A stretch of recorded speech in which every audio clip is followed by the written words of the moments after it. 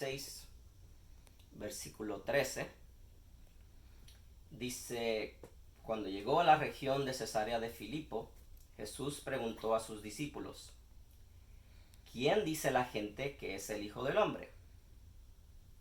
Y le respondieron: unos dicen, unos dicen que es Juan el Bautista, otros que Elías, y otros que Jeremías o uno de los profetas. Verso 15: ¿y ustedes quién dicen que soy? Y esa es la pregunta. Esa es la pregunta más importante del mundo. Esa es la pregunta más importante de la historia. Y suena a hipérbole a lo mejor, y suena a exageración, pero no lo es. Porque la respuesta que damos a esa pregunta dicta la manera que vivimos nuestra vida. Literalmente, el cómo yo respondo a esa pregunta determina dónde voy a pasar el resto de la eternidad. Y yo creo que en los tiempos que vivimos, más que nunca antes, tenemos una multitud de posibles respuestas humanas. Algunos piensan que Jesús es una leyenda, que nunca ocurrió, que no fue un personaje de la historia. Y lamentablemente, para los que quieren desacreditar la historicidad de Jesús de Nazaret, encima de los recuentos históricos encontrados en los evangelios, la persona de Jesús es mencionada también por otros historiadores. Para no hacerla larga, en resumen, hay múltiples personajes de la historia que universalmente han sido reconocidos como verdaderas figuras históricas, de los cuales no hay tanta evidencia de su existencia como la hay de la existencia de Jesús de Nazaret. Otra gente en nuestros tiempos se refieren a Jesús como un buen maestro. Inclusive algunos ahora quieren referirse a él como un guerrero social. Pero la verdad, cuando examinas estas proclamaciones, nos damos cuenta que el Jesús del que hablan es simplemente una reflexión de sus propias agendas. No reflejan al Jesús verdadero de las Escrituras. Entonces, ¿quién es Jesús? C.S. Lewis, quien en un momento fue ateo, fue confrontado por esta misma pregunta mientras estaba en su búsqueda por la verdad. Y después de haber investigado y realmente estudiado la vida y las enseñanzas de Jesús, y muchos nos decimos cristianos, ¿y cuántos hemos hecho esto nosotros mismos? C.S. Lewis llegó a lo que él llamó un trilema. Cuando somos confrontados con la pregunta ¿quién es Jesús?, tenemos tres alternativas.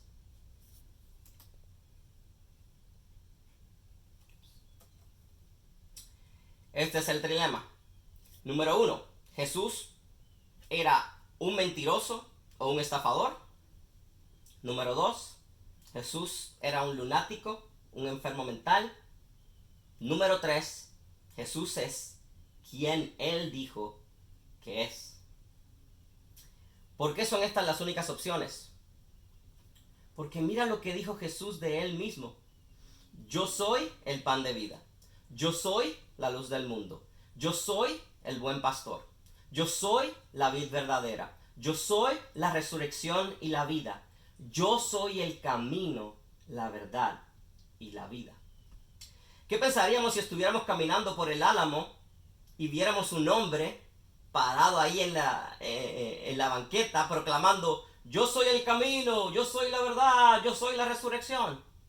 ¿Qué pensaríamos de él? Que está demente. Pensaríamos que se le acabaron las pastillas y hay que rellenárselas. Es lo que pensaríamos de una persona así. Mateo 16:15.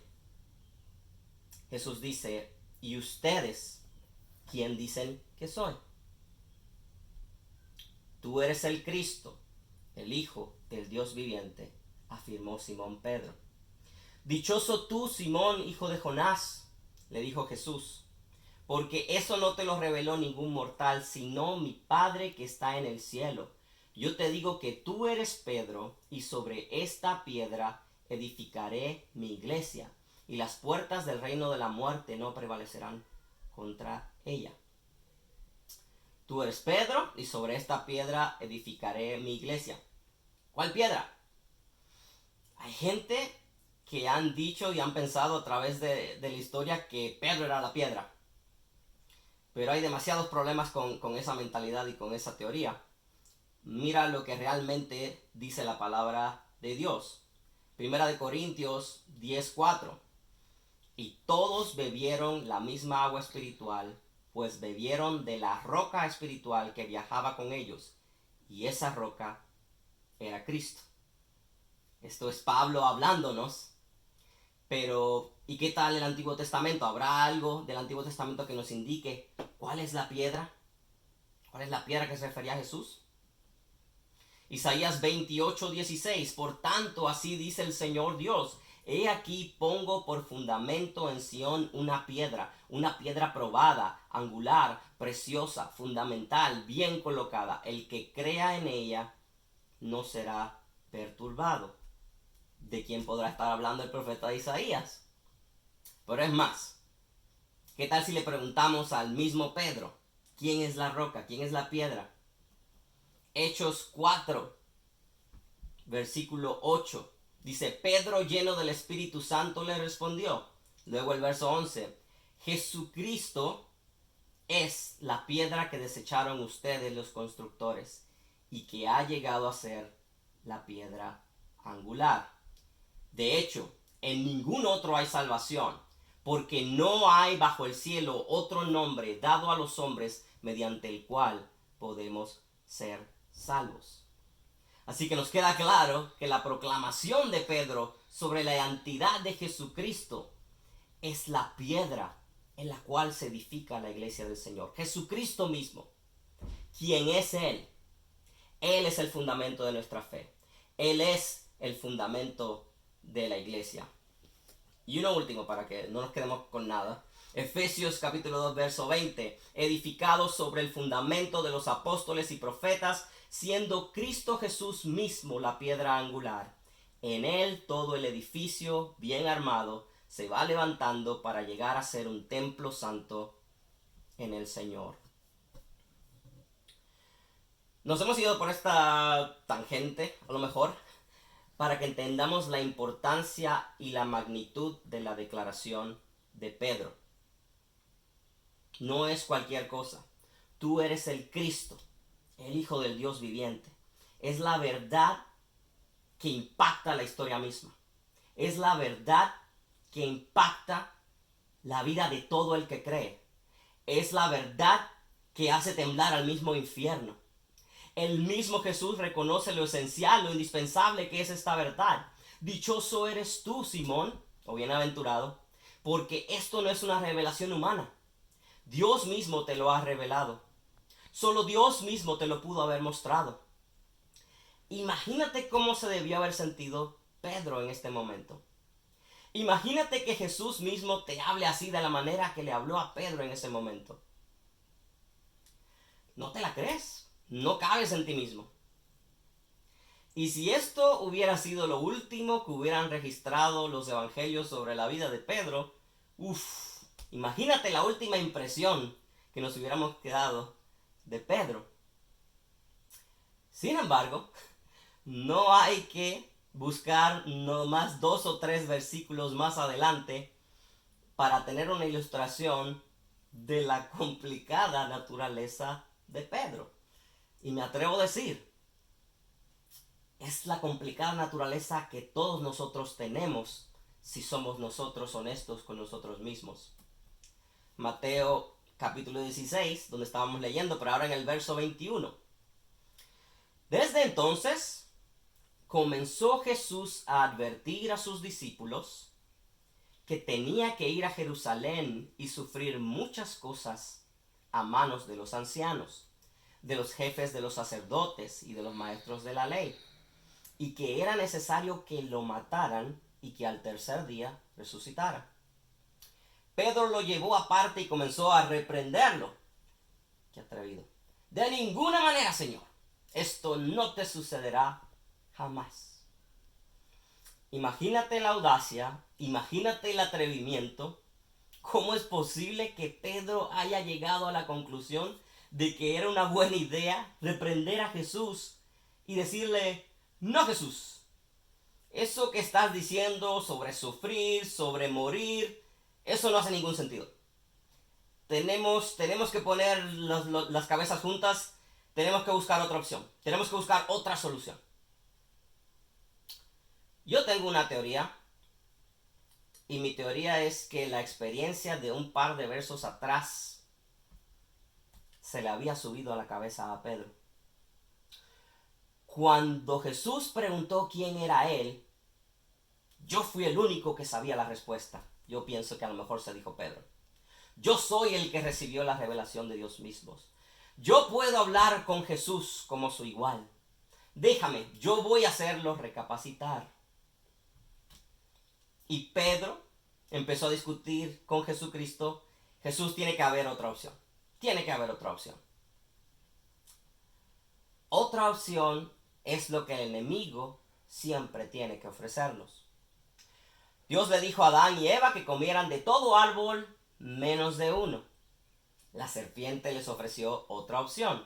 Coman de ese árbol del conocimiento del bien y del mal. Y les voy a hacer una oferta. Cuando coman, van a ser igual que Dios. Jesús en el desierto, hambriento, después de haber ayunado por 40 días, el enemigo se aparece y le dice: hay una opción. Convierte estas piedras en pan. El enemigo viene a ofrecernos la oportunidad de decidir por la opción que él ofrece.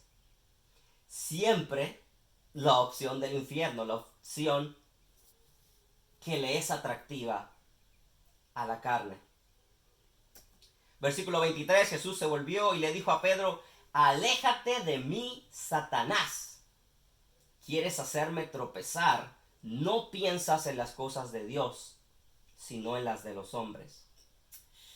Imagínate en las alturas que estaba Pedro después que Jesús le dijo: bienaventurado eres, has recibido la revelación de Dios.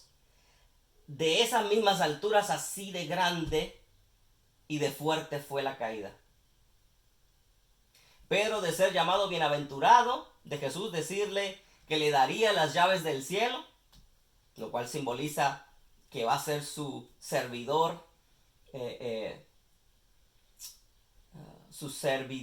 quien tiene confianza. Ahora se refiere a él de la forma más fuerte que nos pudiéramos imaginar que Jesús se podría referir a alguien. ¿Por qué trató a Pedro de forma tan dura?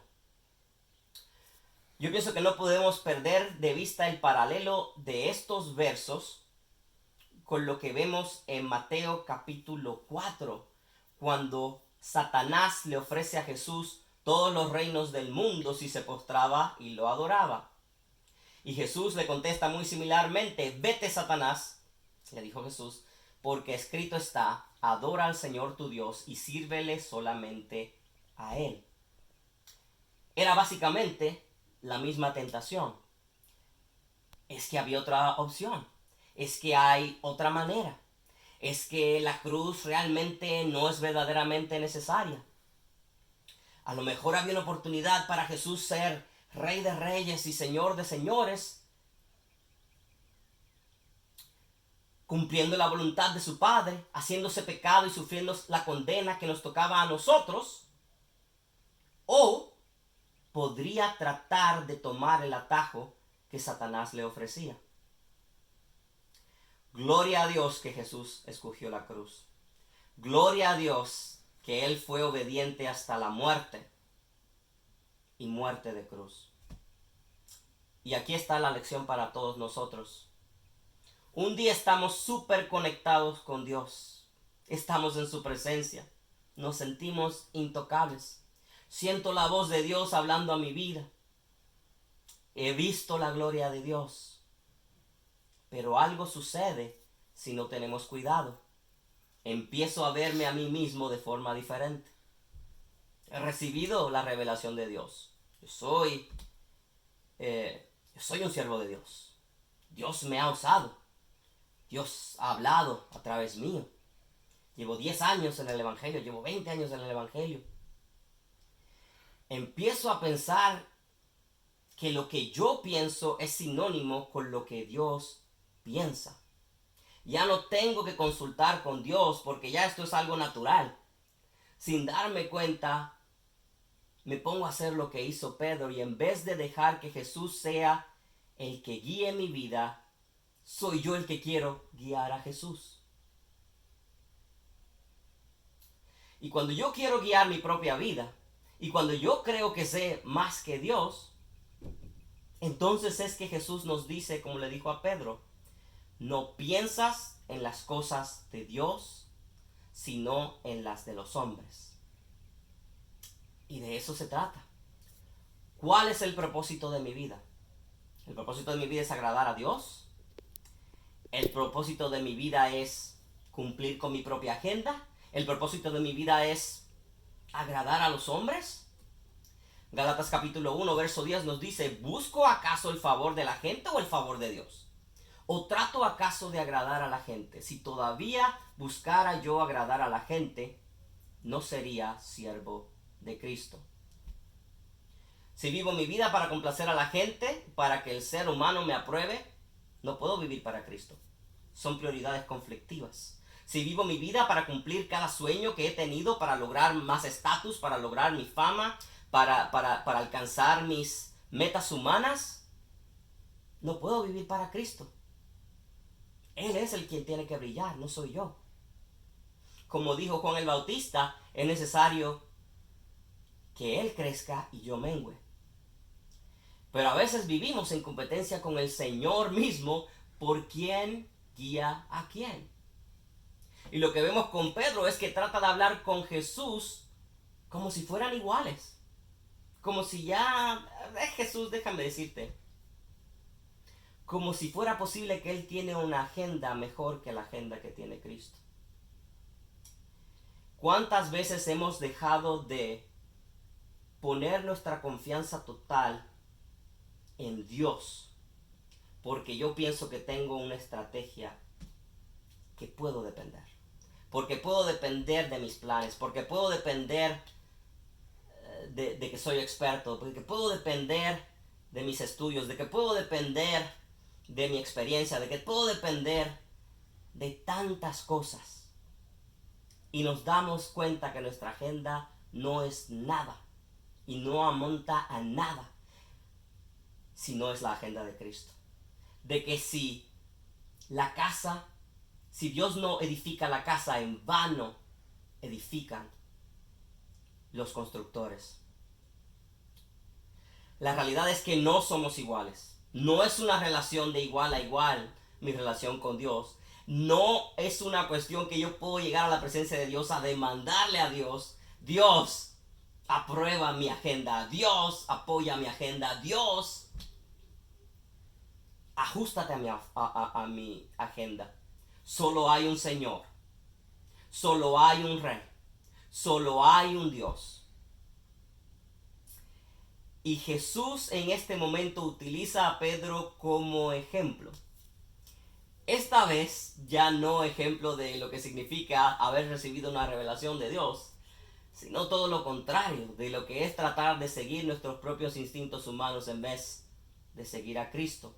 Y Jesucristo lo pone de esta manera. Versículo 24 de Mateo 16. A sus discípulos Jesús les dijo, yo veo a Jesús volteándose hacia ellos después de hablarle a Pedro, les dice, si alguno quiere seguirme, niéguese a sí mismo, tome su cruz y sígame. Porque todo el que quiera salvar su vida la perderá, y todo el que pierda su vida por causa de mí la hallará. Porque ¿de qué le sirve a uno ganarse todo el mundo si pierde su alma? ¿O qué puede dar uno a cambio de su alma? En otras palabras, que les sirva de lección, les dijo Jesús a los discípulos. Hay una condición para seguirme. Y de hecho, cuando nos ponemos a pensar, hace todo el sentido del mundo. Niégate a ti mismo, toma tu cruz y sígame. No puedo seguir dos caminos que van en dirección contraria a la misma vez. Es imposible. Es incongruente. Cuando sigo mi propia opinión, mis propios deseos, mi propio camino, no puedo seguir a Cristo a la misma vez. Vamos en dirección contraria. Son dos caminos distintos. Por eso es que tengo que negarme a mí mismo. Solamente hay dos opciones, o Cristo o yo mismo. ¿Y a quién voy a seguir? Y de esto, de negarme a mí mismo, es de lo que se trata el concepto del arrepentimiento. A mí me parece que de repente en el siglo XXI a muchos ya no les gusta hablar del arrepentimiento. Nos encanta hablar de la gracia, pero el arrepentimiento no es tan atractivo. Sin embargo, Mateo nos dice esto cuando Jesús apenas comienza su ministerio. Capítulo 4, versículo 17. Desde entonces comenzó Jesús a predicar: arrepiéntanse porque el reino de los cielos está cerca. Voy a decir lo obvio. Obviamente, la predicación de Jesús no fue así de cortita. Me parece claro que Jesús cuando predicaba era una ola de conocimiento, una ola de sabiduría, una ola de palabra de Dios que caía a quien fuera que estuviera como audiencia de Jesucristo. Sin embargo, lo que quiero traer a colación es que cuando Mateo tiene que resumir cuál es el mensaje del maestro, así se resume el mensaje: arrepiéntanse porque el reino de los cielos está cerca. De hecho, cuando nos vamos a Hechos capítulo 11, versículo 18, dice la palabra: al oír esto, ellos se callaron y glorificaron a Dios. Decían: así que Dios también les ha concedido a los no judíos la oportunidad de arrepentirse para que tengan vida. O sea, el arrepentimiento no es opcional, es un requisito para la salvación. Pero yo creía que somos salvos por la fe en Jesucristo, que creer que Él es Dios y creer que Él murió y resucitó al tercer día, murió por mí, resucitó. La fe es lo que salva a través de la gracia de Dios. Totalmente. El mensaje no ha cambiado. Por gracia somos salvos por medio de la fe. Pero esta es la verdad. ¿Qué tal si el creer en Jesucristo y arrepentirme de mi pecado es parte del mismo proceso y nunca debería separarlos? Porque de hecho, cuando vemos el recuento de Marcos del mismo inicio del ministerio de Jesús, Marcos nos dice: después de que Juan fue encarcelado, Jesús fue a Galilea para proclamar el evangelio del reino de Dios. Decía: el tiempo se ha cumplido y el reino de Dios se ha acercado, arrepiéntanse y crean en el evangelio. Arrepentirse y creer en el evangelio es el mismo proceso, no lo podemos separar. A veces queremos decir la parte que se oye cool, pero no nos gusta decir la parte que se oye más Y lo que nos lleva a la pregunta, una de las preguntas más claves: ¿qué es el arrepentimiento entonces? ¿De qué se trata el arrepentimiento? Busqué la definición de arrepentimiento en un diccionario bíblico y esto fue lo que encontré. Como término teológico, es el acto de abandonar el pecado, aceptar el gratuito don de Dios de la salvación e iniciar el compañerismo con Dios. El verdadero arrepentimiento implica un cambio radical en la actitud hacia el pecado y hacia Dios. Y como ejemplo, usaba este pasaje y me encantó: por lo tanto, arrepiéntanse y vuélvanse a Dios, para que sus pecados les sean perdonados. Y me encanta esa ilustración, porque lo que demarca es que cuando yo me volteo a Dios, cuando yo decido seguir a Dios, cuando yo decido seguir a Jesucristo, yo estoy mirando en una dirección que mi rostro está ante Dios, mi espalda está ante mi pecado. Le estoy dando la vuelta, le estoy dando la espalda al pecado. mientras me vuelvo hacia Dios en una misma acción. Tiene que haber un cambio radical de actitud en mí. No solo con respecto a quién es Dios y quién es Dios en mi vida, pero también respecto a mi pecado.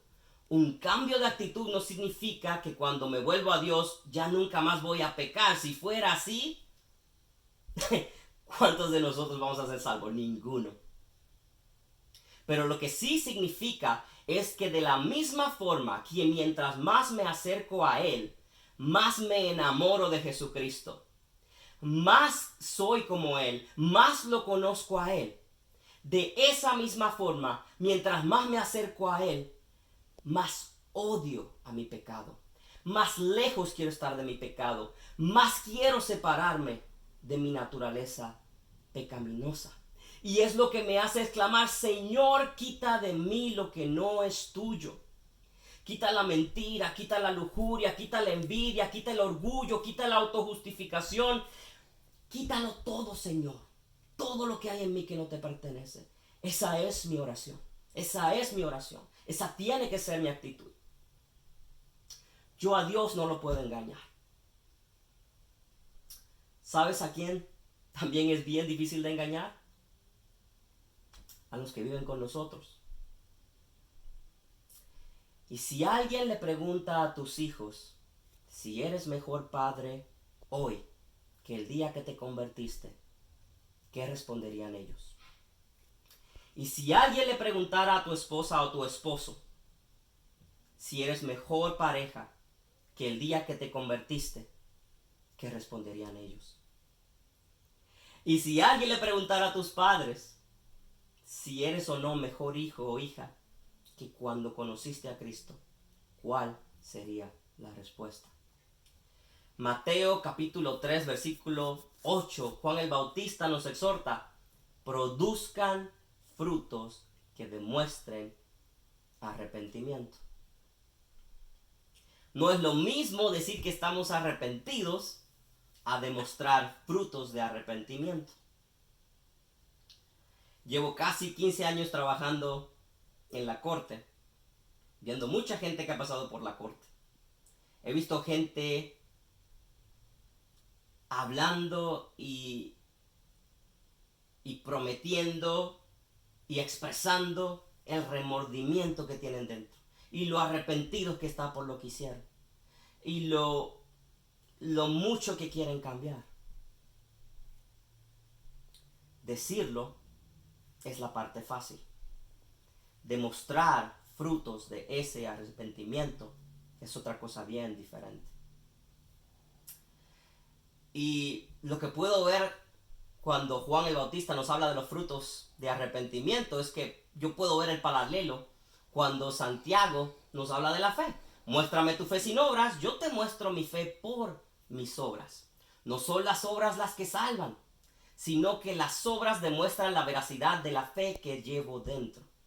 De la misma forma, mi cambio de actitud ante el pecado, el cambio que el Espíritu Santo hace en mi vida pecaminosa, demuestra mi verdadero arrepentimiento. Jesús dijo: por sus frutos los conocerán. ¿Cuál es el fruto que está produciendo mi vida? Mi vida está mostrando verdadero fruto de arrepentimiento. Primera de Juan, capítulo 1, verso 5. Este es el mensaje que hemos oído de Él y que les anunciamos. Dios es luz y en Él no hay ninguna oscuridad. Si afirmamos que tenemos comunión con Él, pero vivimos en la oscuridad, mentimos y no ponemos en práctica la verdad. Pero si vivimos en la luz, así como Él está en la luz, tenemos comunión unos con otros y la sangre de su Hijo Jesucristo nos limpia de todo pecado. Si afirmamos que no tenemos pecado, nos engañamos a nosotros mismos y no tenemos la verdad. Si confesamos nuestros pecados, Dios, que es fiel y justo, nos los perdonará y nos limpiará de toda maldad. Nunca voy a dejar de depender de la sangre de Cristo para limpiarme de mi pecado. La última vez que me miré en el espejo, no me di cuenta que tenía ninguna sala saliéndome por la espalda. Continuamos batallando con nuestra naturaleza pecaminosa y continuaremos batallando hasta el momento en que Cristo venga o nos vayamos a su presencia. No somos perfectos. Pero lo que no puedo hacer es continuar viviendo en oscuridad. Una vida que se caracteriza por su oscuridad, que no da ningún tipo de fruto de arrepentimiento, es una vida falta de comunión con Él. Es lo que dice Juan. Y la comunión con Él hace dos cosas. No solamente nos perdona, pero también nos limpia. Mi vida no puede continuar siendo igual. Si hay arrepentimiento, hay confesión. Si hay confesión, hay perdón. Y si hay perdón, hay limpieza. Y a veces a lo mejor Dios tiene que sacar el Clorox, o a veces alguno de nosotros Dios tendrá que sacar el detergente industrial y nos tiene que restregar a lo mejor con esas esponjas de aluminio. Pero mucho o poco tiene que haber un cambio. Tenemos que madurar. No nos podemos quedar estancados en la misma vida de pecado. Y sí se puede. Y sí se puede. ¿Por qué se puede? Porque no me avergüenzo del Evangelio, porque es poder de Dios para salvación. Se puede porque no depende de nosotros, no depende de mí. No soy yo el que produce el cambio. No es mi fuerza mental, ni mi autosugestión, ni es mis 12 pasos. No somos nosotros los que producimos el fruto. Es el permanecer en Él. El permanecer injertado en la vid verdadera. Eso es lo que produce el fruto. Él es el quien produce el fruto. Es el tener comunión con Él, porque Él es luz. Y cuando tenemos comunión con la luz de Dios, la oscuridad tiene que huir. Mi oscuridad tiene que huir. Primera de Juan, capítulo 2, verso 3, dice: ¿cómo sabemos si hemos llegado a conocer a Dios? Si obedecemos sus mandamientos. El que afirma lo conozco, pero no obedece sus mandamientos, es un mentiroso y no tiene la verdad. En cambio, el amor de Dios se manifiesta plenamente en la vida del que obedece su palabra. De este modo sabemos que estamos unidos a Él. El que afirma que permanece en Él debe vivir como Él vivió. ¿Por qué vivir como Él vivió? Porque fue lo que Él dijo: niéguese a sí mismo, tome su cruz como yo la tomo y sígame. Eso es vivir como Cristo. ¿Cómo sabemos si conocemos a Dios? Juan nos dice: aquí está el autoexamen. No tienes que preguntarle a otra gente, aquí está tu autoexamen. No hay conocimiento si no hay obediencia. La obediencia a la palabra de Dios es el resultado de una vida que conoce a Dios. Es lo que nos dice Juan aquí. No solo eso, sino el que obedece la palabra refleja la manifestación del amor de Dios.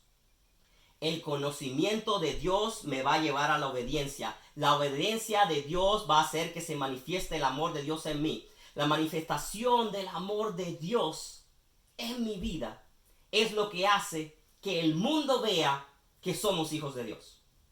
Que el mundo vea que el Padre envió a Jesucristo. Es lo importante. A veces pienso que no tomamos en serio la grandeza de la responsabilidad que tenemos como hijos de Dios.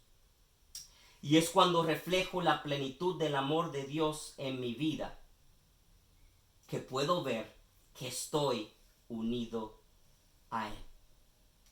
Y esa es la vida de una persona que muestra fruto de arrepentimiento. Gracias te damos, Dios, por tu palabra.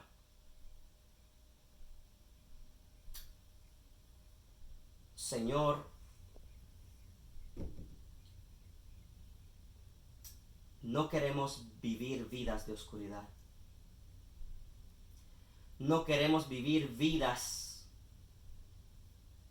de seguir nuestros instintos o seguir filosofías humanas o de seguir estrategias humanas. Te necesitamos a ti. Examínanos, Dios. Examínanos, Señor. Mira lo que hay dentro de nuestro corazón. Ve si hay en nosotros camino de perversidad, Señor. Guíanos por el camino eterno, que es el camino donde seguimos a Jesucristo, donde cargamos nuestra cruz y lo seguimos a Él porque vale la pena, porque vale la pena, porque has prometido una naturaleza divina que va a ir más allá de cualquier cosa que podamos pasar en esta tierra. No nos conformemos, Señor, no permitas que nos conformemos con decir soy cristiano. No permitas que nos conformemos con decir yo conozco a Dios. No permitas que nos conformemos con vivir vidas que no muestran fruto de arrepentimiento, que no muestran la fe a través de las obras que hacemos. Queremos mucho más, queremos ser como Cristo. Queremos estar injertados en la vid verdadera. No nos dejes solos, Señor. No permitas que nos alejemos de ti. No permitas que nos desconectemos de ti. Si no estamos aferrados a ti, si no estamos conectados a ti, si no estamos, Dios mío, injertados en ti, nada podemos hacer. En el nombre de Jesús te lo pedimos. Amén.